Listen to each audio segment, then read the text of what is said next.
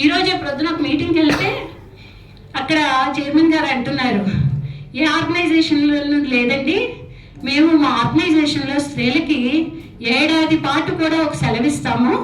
వాళ్ళకి ఇంట్లో పనులు చేసుకోవటానికి, ఇంట్లో వాటికి ఏదైనా ఇబ్బందులు కలిగితే ఒక ఏడాది పాటు లాంగ్ లీవ్ అలా తీసుకోవచ్చు, అది మేము ఇస్తున్నాము అని చెప్పి చాలా గొప్పగా చెప్పారు. పురుషులు ఎందుకు అవైల్ చేసుకోరు ఈ లాంగ్ లీవ్లు? పురుషులకి ఎందుకుంటారు ఈ లాంగ్ లీవ్లో? కేవలం స్త్రీలకు మాత్రమే నా ఇంట్లో పనులు చూసుకోవాల్సింది. ఏం బిడ్డల్ని వీళ్ళు పెంచలేరా? కనటం ఒక్కటే స్త్రీలు చేయగలిగిన పని. మిగిలిన పని మీరందరూ చేయొచ్చు కదా, మీరందరూ చేయొచ్చు కదా. డైపర్లు మార్చొచ్చు, పిల్లల్ని ఎత్తుకోవచ్చు, వాళ్ళు ఏడిస్తే ఆడించవచ్చు, నోట్లో పాలు సీసా పెట్టచ్చు, అన్నీ చేయొచ్చు కదా. దేనికి అడ్డమేం లేదు కదా.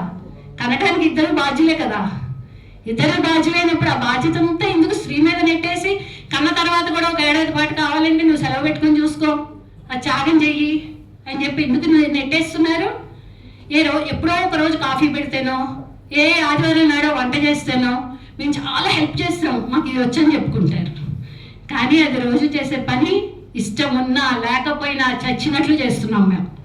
మాకు ఇష్టం ఉన్నా లేకపోయినా ఈ టైంకి అయిపోవాలి, స్కూల్కి వెళ్ళాలి, పిల్లలు ప్రొద్దున్నే లేవాలి, ప్రొద్దున్నే పిల్లల కడుపులోకి ఏమెళ్ళాలా అని చెప్పి చూసుకునే తాపత్రయపడతాం.